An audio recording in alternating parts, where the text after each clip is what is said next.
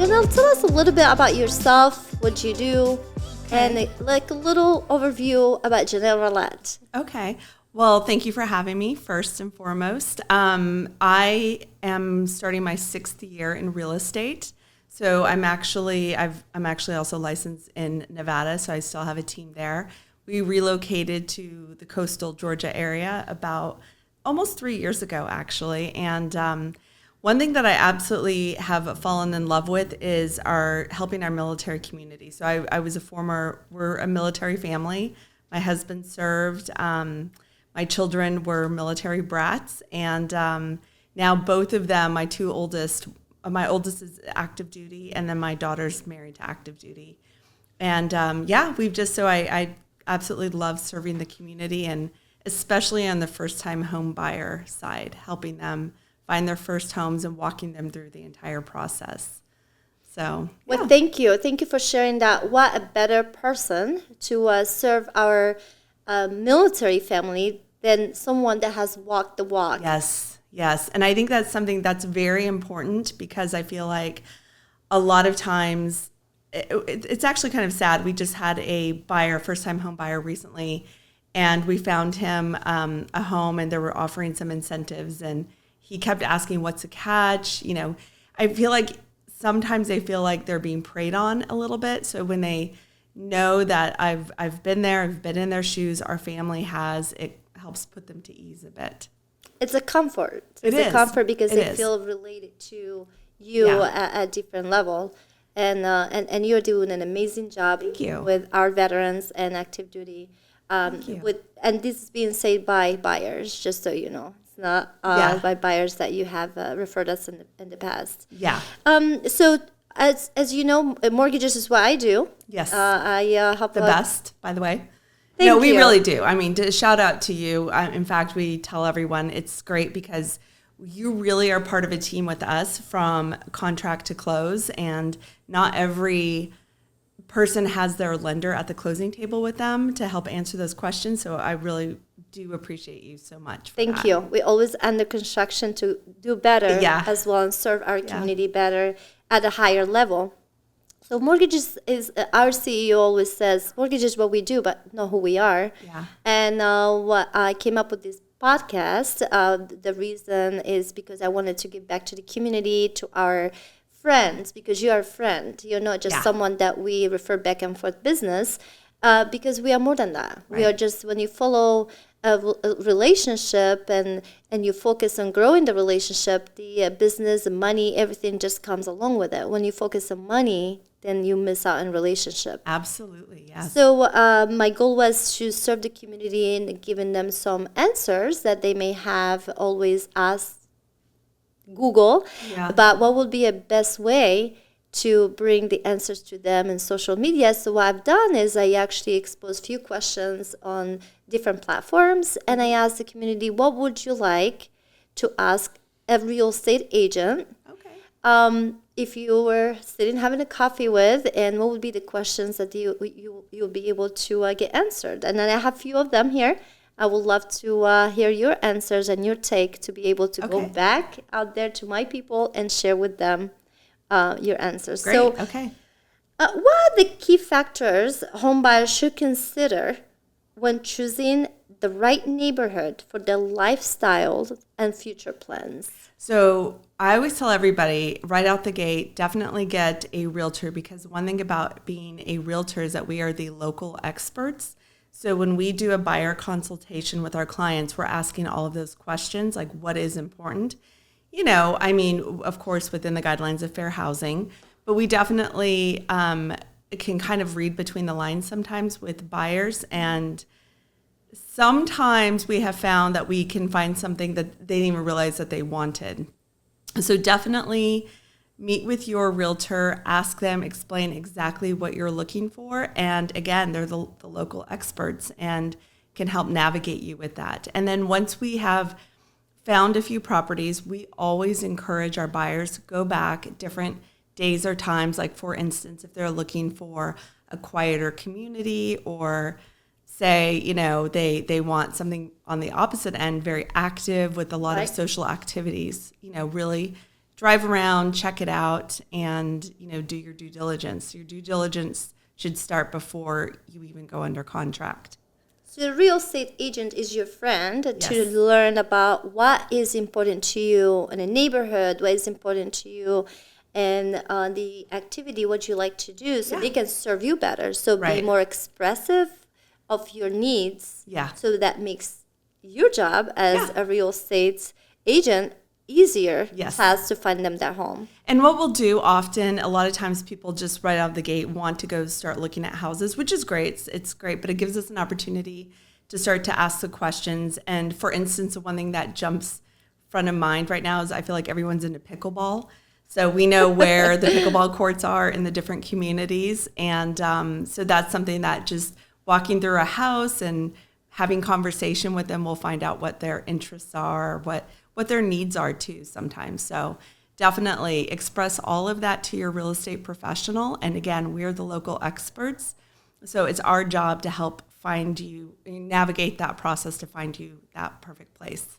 Because it's not one size fits all. No. Right. Nope. So everybody has different likes and dislikes. Yes. That's a very good advice. And we will definitely put it out there. And if there's any other questions, I'll follow up with you.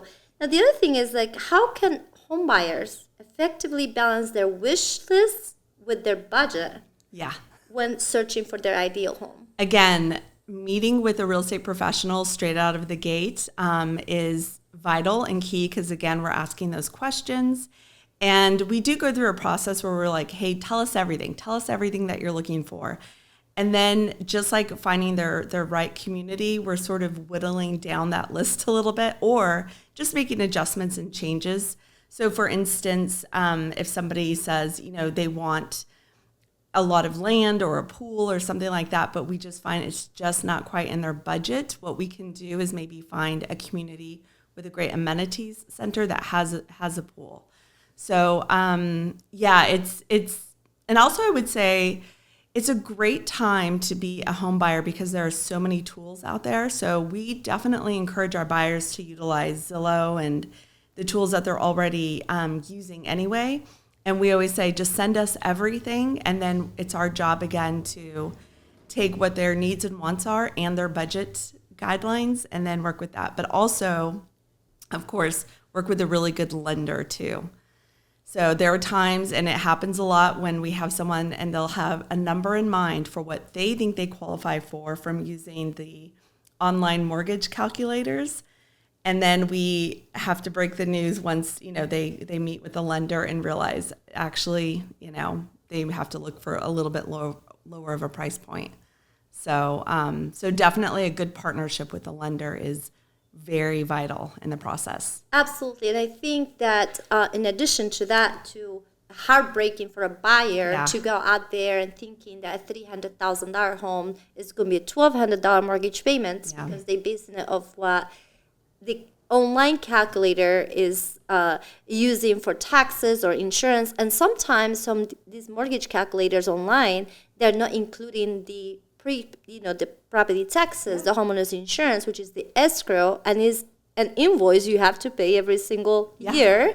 And if you're choosing to have it as part of your mortgage payments, to have a better budgeting, then it is an expense that is going to increase your mortgage payment. Yeah. So sometimes they go out there and start looking at home based on a mortgage calculator found online of $1,200 a month for your $300,000 home. Yeah.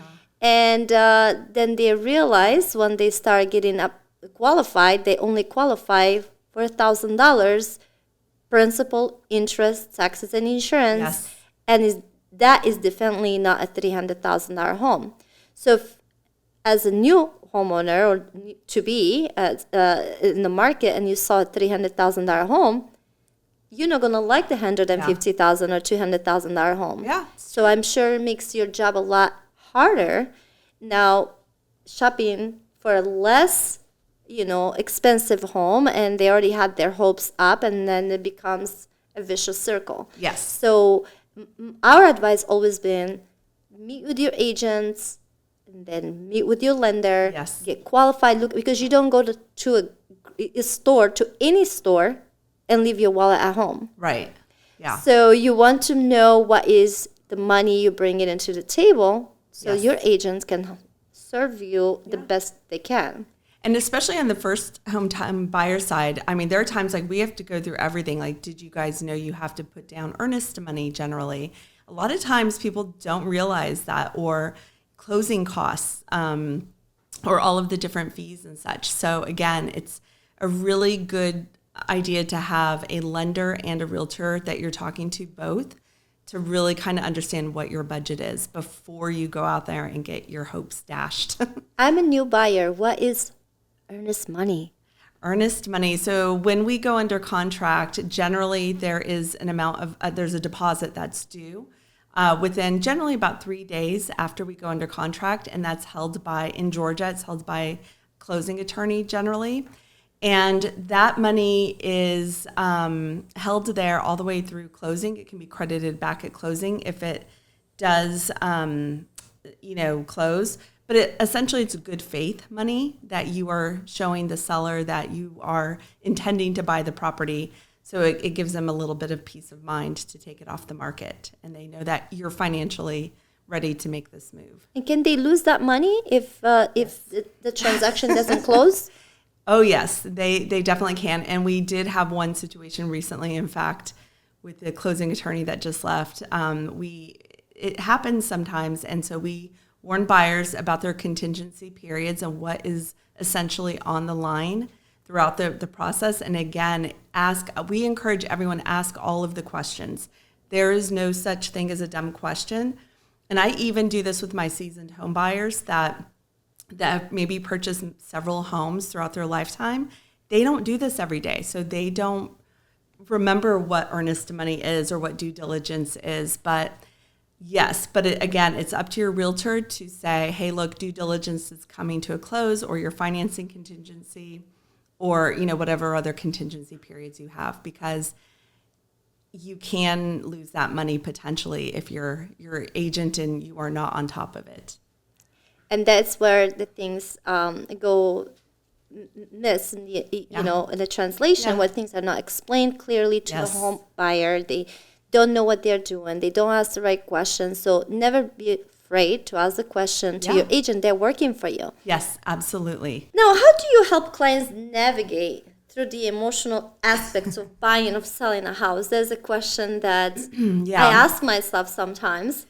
So I will say this. I'm going to be 100% honest and put myself out there on this one. When I was a brand new agent, I was riding that emotional roller coaster with them. And then I had advice from one of my brokers who said, get off the emotional roller coaster with them. So first and foremost, it's not our job to do that. And that was a great lesson I learned, because it's my job to stand off of the roller coaster and just understand that it is one, not take anything personally, but also to prepare them for what may be coming. So for instance, when we go under contract, once due diligence is over, while we're waiting for like a financing or appraisal contingency to end, a lot of times what happens is it goes crickets. So we have this busy time, and then it's the buyer panics. No news is good news. Yes, kind of and deal. so it's our job as a realtor to say, hey, look, these periods are done. Now we're just waiting on, the appraiser to come through or whatever. So again, just giving them sort of a guideline of how this process works, and then reminding them throughout the process. You're not going to hear from anybody. We're still going to check in with you, but it's going to sound like everyone forgot about you, and you're going to be wondering, is the house going to sell, or is it going to close? So just giving them an overview of how the process works is really helpful. So know what to expect, kind of a deal. Yes. How can homeowners leverage their property value and the equity to improve the overall financial well-being? Well, I mean, home ownership is still one of the best ways to build wealth. And, from our point of view, from a real estate point of view, when you purchase a home, keep up with the home. Of course, you want to make it yours. But I always tell people, make sure you're taking care of the important systems, the HVAC and all of those different important systems. And then also stay in touch with your lender of choice, whoever you've used, because if, mortgage rates drop, is it time to refi? If there are maybe you bought kind of a fixer upper, is there something that you can do with the home equity to fix it up and such? But yeah, I mean, purchasing a home is one of, again, the fastest ways to build wealth, and it, looks like it's going to continue to be that way. So. And you want to protect the assets because it's just like a car. Yes. You can still have a nice car, but if you don't take care of the car, then the value might not be the same. Absolutely. And that's one of the biggest expenses when it comes time to sell the home, is if the AC unit hasn't been maintained, or the important systems, the roof has not been maintained. That can be very costly, and dig into that equity when it comes time to sell. So when you go to one of your listings appointments and you, let's say you come in to look at my home and they want to sell the home, what would be just few nuggets that we will share with me as a seller that I should be able to do, or whether it's if I have a lot of furniture, a lot of just junk in the house, right? And I see my house as a beautiful castle, but then you walk in and you're like, Miriam, what is this? Like, that's always so touchy. So obviously, I mean, everyone is very proud of their home, so we're very understanding of that. But yeah, we do a walkthrough, and we are, again, asking the questions of how old is the roof? How old is the HVAC system? Show us what upgrades that you've made, what improvements you've made to the home. And then when we get a little bit further along, so what our team does is that we offer our sellers a lot of help. So if you are like, hey, before the photos, you're stressing about getting it cleaned, we'll hire cleaners and send in the cleaners. That's amazing. We will send in help if they, and we'll tell them. The best way that I like to put it is that your home's listing photos are almost like their dating profile photos. Like, we want to put our best foot forward. We want to drive that traffic to the home. So we're being very respectful, and but we understand that is their home, and what we're trying to convey to the seller is, let's make that seem like it could be someone else's home. So let's try to neutralize the home as much as we can. Feelings out. Depersonalize. Do a little bit of decluttering. This is now the time to start packing, to take stuff to Goodwill, all of that. So that's a very good advice. Declutter your home. Yes. Keep updating systems. Yes. Good cleanup, and nice makeup. Yeah. So when they are seeing you as a dating profile, they can choose to date your home. We definitely want to get more, traffic, people in the doors. That increases our chances of getting good offers. Ultimately, your goal is to sell the home. Absolutely. The longer it's in the market, the more that they're losing on time and money at the end of the day. Yeah, yeah. That's awesome. That's a very good advice. If you could create a dream home based on your client's wildest requests, what would be the most outrageous feature you've encountered in your real estate career? Oh my gosh, that is a tough one. I always have to go back. There isn't anything here in Camden, but again, I'm licensed in another state, so I'm licensed in Las Vegas. And like the houses that you see in the movies, like the old gangster kind of homes, those still exist, and people are definitely on the hunt for those types of homes. Interesting. Yeah, where straight walk-in 1970s, like velvet everywhere, the jewel tones, shag carpet, and there are people that are looking for those. So it's kind of, I don't know if it's anyone's dream home. I mean, that's definitely very niche, but that's the first thing that pops into my head when it comes to just crazy. I feel like people here are a little bit more conservative. Yeah, a little bit more, normal. The standards are a little bit more normal. A lot of people, probably one of the things that people look for here is on the water, and they assume if they come up to Georgia, they're going to get it for, $500,000. And we're like, we have to break the news to them that it's still to be on the water, even in coastal Georgia. Even though you can get more house for your money here, you're going to pay a premium for that. So they think that this area is extremely cheap, so you can still buy super affordable home in an absolutely amazing location just because we're past the border. And we encountered that as well. Pretty much the beer budget, champagne dream, and he had to. It's never played a pleasure to sit with a customer and just let them know that that's just not going to happen. But as we've done business with you, you're very transparent. Is one of the attributes that we love about you and your team. Thank you. So more transparent you are in the beginning of the transaction is the easiest the process goes. Yes. Sugarcoating eventually is going to come up, and whatever happens in the dark, brights in the light. And why dragging a customer with you when in the beginning we know they're not going to qualify for that home, or that what their dream is just not going to be reachable here in this area. Maybe they got to move to a different area. Yeah. So I'm very interested, Janel, to learn how did you enter the real estate market? What made you want to be a realtor? So I actually had a business back in Las Vegas, a professional organizing business. And then I started noticing realtors were purchasing my services for their clients. And I'm a business-minded person. And I started to do the numbers, and I thought, my gosh, they're making a lot more money than I am, and I just love and again, being a home buyer. I actually didn't buy my first home until I was in my 30s, and then once I realized the process of what you're doing for your future and your family's future with home buying, I really became passionate about it. And so, but that was the first thing. Once I got on the radar of a lot of realtors and started really kind of seeing an insight into the business.